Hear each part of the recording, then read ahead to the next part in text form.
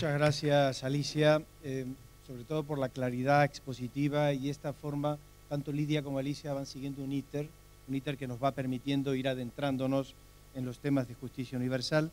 Hay un dato que me parece importante para que retengamos y es que la regla de la subsidiariedad se ha convertido en un elemento que dificulta de alguna manera importante la acción de los jueces y que además puede ocurrir que cuando un Estado concernido por una violación importante manifieste que está llevando a cabo una investigación, aunque esta investigación no sea eficaz, esto también es dramático, los tribunales españoles deberán archivar de facto sus procedimientos. Es decir, que aquí realmente tenemos un elemento, arena en el engranaje. Vamos a seguir, pero ahora vamos a entrar a matar. Vamos a entrar a matar y vamos a pedir a Javier Chinchón que nos hable más a fondo del 23-4 y qué ocurrió justamente en España. Muchas gracias. ¿Me oye bien? Sí, ¿Está puesto? Más.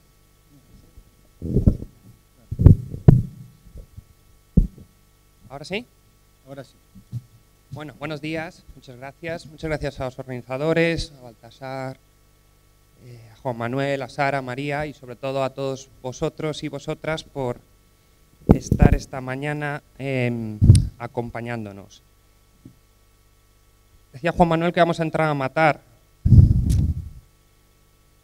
Sí, pero yo lo que querría en mi intervención, más que otra cosa, es exponeros o compartiros, se ha apuntado en varios momentos la reforma del artículo 23.4 de la Ley Orgánica del Poder Judicial, la reforma, la derogación del principio de jurisdicción universal en España, y yo lo que querría compartiros o poner sobre la mesa es los motivos que dieron lugar a esa reforma.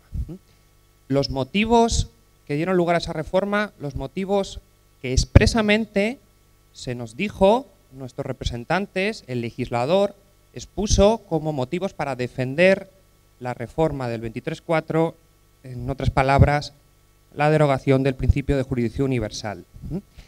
Y yo creo que este proceso, o lo que ocurrió, o lo que se nos dijo, lo que pone sobre la mesa es que si la jurisdicción universal debería ser una cuestión jurídica, una cuestión de justicia, el proceso de reforma, tanto en la forma como en el fondo, lo que nos explicitó es que pasó a ser una cuestión exclusivamente política. Y yo no pienso que el legislador no deba regirse por criterios políticos. Cuando hablo de político, y esto es lo que a lo que quiero que lleguemos al final, hablo de político en el peor sentido posible de la palabra. Si queréis, por decirlo de otra manera, y ya que estamos entre amigos, en confianza, el proceso de reforma del 23.4 en España, lo que fue, es una tomadura de pelo. Y a eso voy a llegar al final. Ahora, antes de llegar a esto, hablando un poco, como se comentaba en las intervenciones anteriores, entre jurisdicción universal y justicia, ese vínculo jurisdicción universal y justicia, yo creo que es importante exponer que no solo en abstracto, sino en la concreta experiencia española, lo que nos demuestra es que aquella máxima general que se expone sobre la justicia ha sido totalmente visible en nuestro caso y en este caso referido a los estados. Y de la máxima que os hablo, esa máxima que seguro que habéis escuchado, de que la justicia es como las serpientes, solo muerde el pie de los descalzos.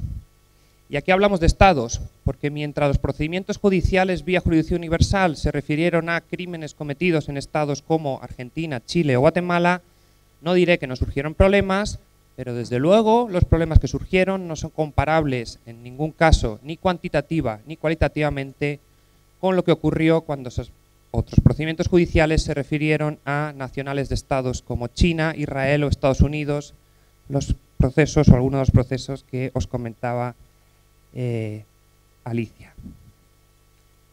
Y no quiero entrar en cuestiones técnicas, pero quiero recordar, aunque sea una frase mínima del Tribunal Constitucional en esa sentencia de 2005, que ya se ha apuntado antes, cuando nos hablaba de qué es o qué supone la jurisdicción universal. Y lo que nos decía el Tribunal Constitucional es que, os cito, la jurisdicción universal, la persecución internacional propia de la jurisdicción universal, constituye no solo un compromiso, sino también un interés compartido de todos los estados. E inmediatamente voy a empezar a comentaros algunas de las cosas que se esgrimieron en el proceso de reforma en España. Y me vais a perdonar, pero algunas de ellas os las voy a leer. Voy a leer el diario de sesiones del Congreso o del Senado, porque si no, posiblemente penséis que estoy loco. Pero os voy a leer literalmente lo que consta en el diario de sesiones y algunos que estuvimos en algunas de esas sesiones escuchamos. Frente a esta idea que os decía inmediata del Tribunal Constitucional, en el Senado en este caso se afirmó expresamente que la modificación del artículo 23.4 respondía a la necesidad, me limito a leer, de que evidentemente había que poner coto a determinados juececitos de la Audiencia Nacional que se dedicaban, con apoyo de un texto determinado de la Ley Orgánica del Poder Judicial, a hacer lo contrario de lo que debían hacer. Juececitos, no miraré a nadie, no le veo, pero os doy esta primera pista.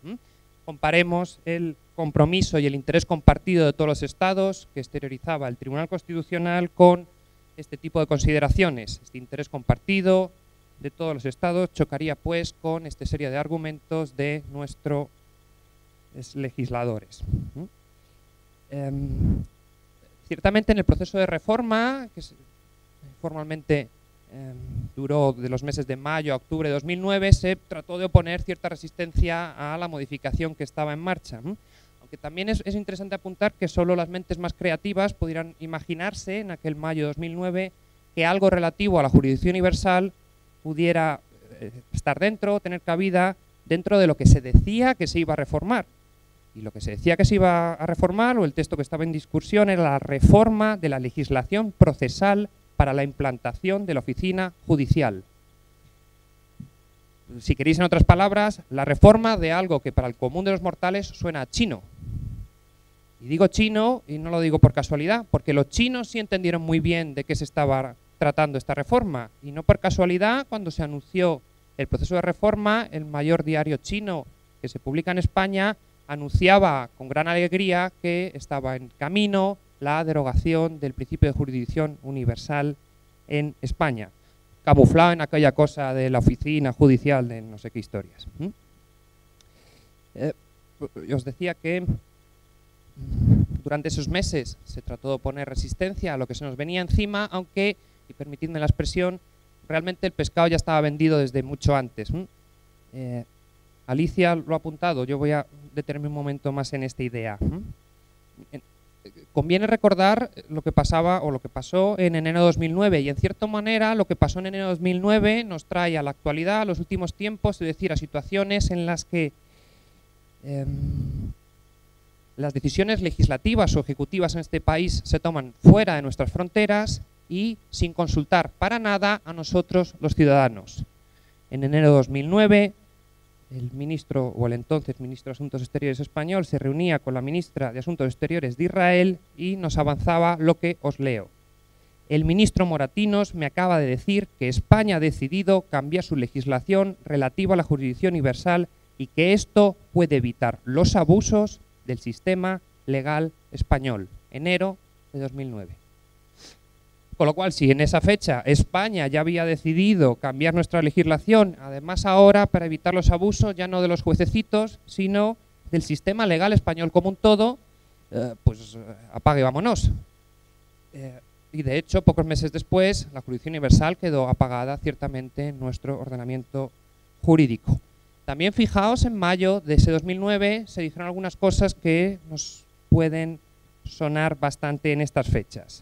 Lo que se nos dijo en mayo de 2009 es que, os cito, lo que se iba a realizar era un mero ajuste del principio de jurisdicción universal.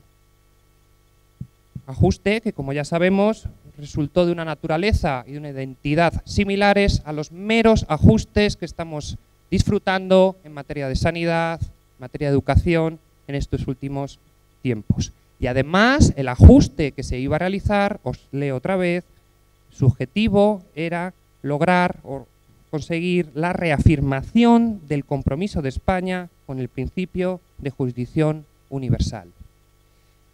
Esto es, En privado, lo que se decía es que de lo que se trataba era de evitar los abusos del sistema legal español. En público, lo que nos compartían es que de lo que se trataba era de reafirmar el compromiso de España con el principio de jurisdicción universal. Claro, todos los que nos hemos movido, nos movemos en este ámbito de la justicia universal o de la justicia internacional, sabíamos que cuando determinados procesos se abrían frente a nacionales de alguno de los estados que ya os he citado, los teléfonos del Ministerio de Asuntos Exteriores echaban humo. Y no echaban humo precisamente para alegrarse sobre la apertura de estos procedimientos, sino que al final lo que esas llamadas recibidas, enviadas desde el Ministerio, demostraban era la invocación del interés de Estado o de la razón de Estado en la peor acepción posible de este concepto.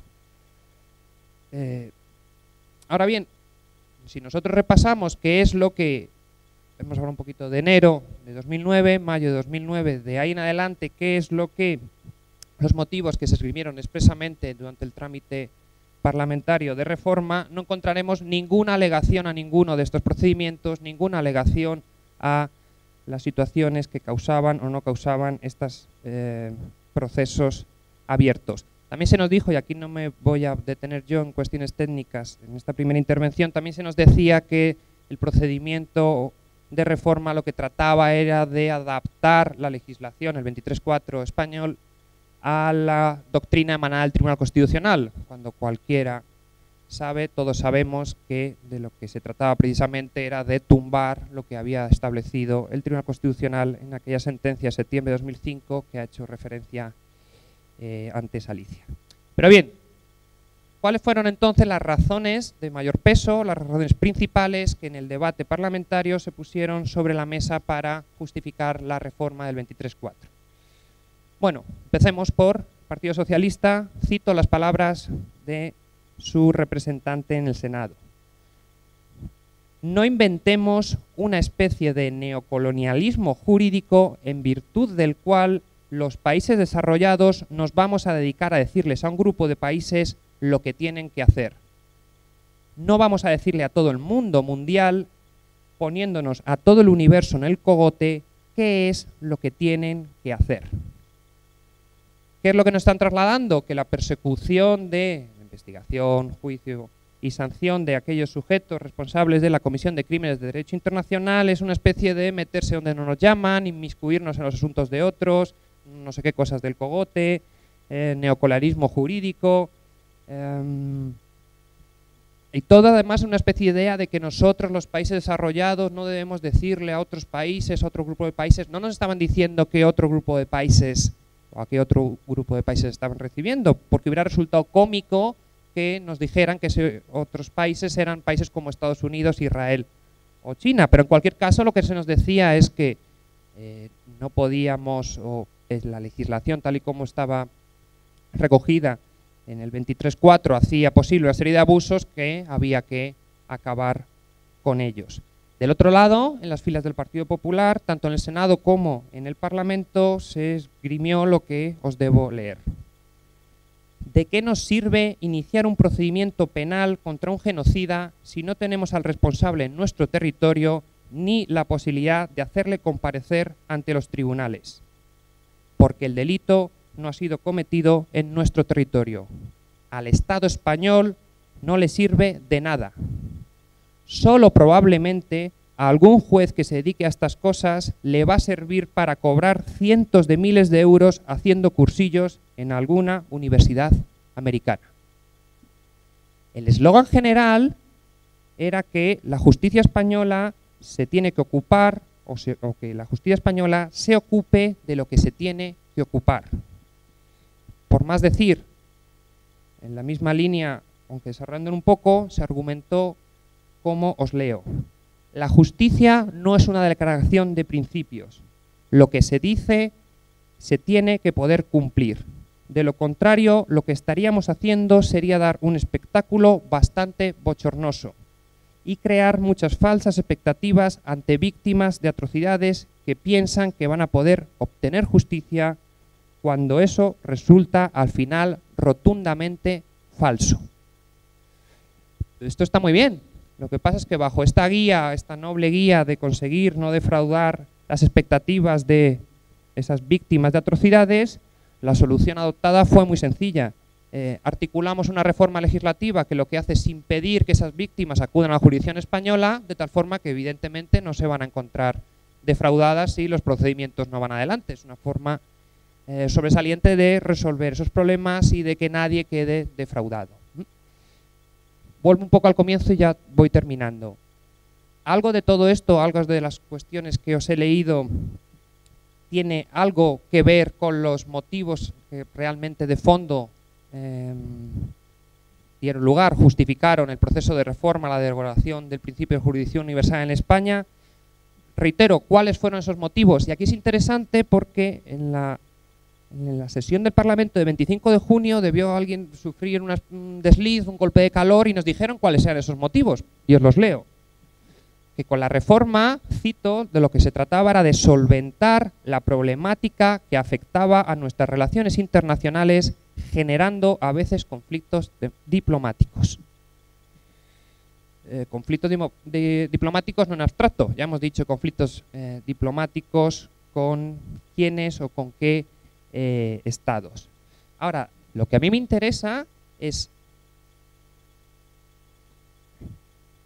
que en todo el proceso, todo lo que nuestros representantes en el Parlamento y en el Senado nos dijeron, no solo es que nos escamotearan a nosotros, los ciudadanos a los que nos representan, un debate que es lícito y podemos discutirlo después en los turnos de preguntas. Es decir, si queremos asumir esos costes, los problemas diplomáticos, los conflictos diplomáticos, decían ellos, que puedan surgir cuando se activan causas frente a nacionales de algunos estados y esos estados no parecen muy por la labor de colaborar con esos procedimientos.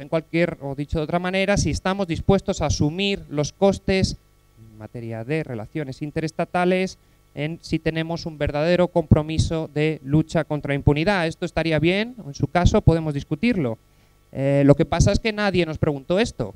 Lo que se nos dijo es que la reforma lo que estaba consiguiendo, lo que conseguiría y lo que finalmente parece que a su juicio consiguió es que realmente con el nuevo 23.4 se hiciera justicia. Que la justicia fuera auténtica, que la justicia fuera de verdad. Si esta era la finalidad de la reforma, esto fue lo que se consiguió, pues magnífico, yo aplaudiría con las orejas, aunque todos sabemos que no es así. Alicia nos ha contado un poco, Lidia nos ha contado un poco y el resto de compañeros contarán un poco más. Así que termino con lo que empecé. ¿La jurisdicción universal es una cuestión jurídica y es una cuestión de justicia? Bien, realmente la jurisdicción universal debería ser una cuestión jurídica, debería ser una cuestión de justicia. El proceso de reforma, tanto en la forma como en el fondo que vivimos en España, lo que nos demostró es que fue tratado la jurisdicción universal como una cuestión exclusivamente política y, repito, en el peor sentido de la palabra. Es decir, el proceso de reforma del principio de jurisdicción universal en España fue una tomadura de pelo para todos nosotros como ciudadanos cuyos representantes en el Parlamento y en el Congreso nos tomaron una vez más como menores de edad. Gracias.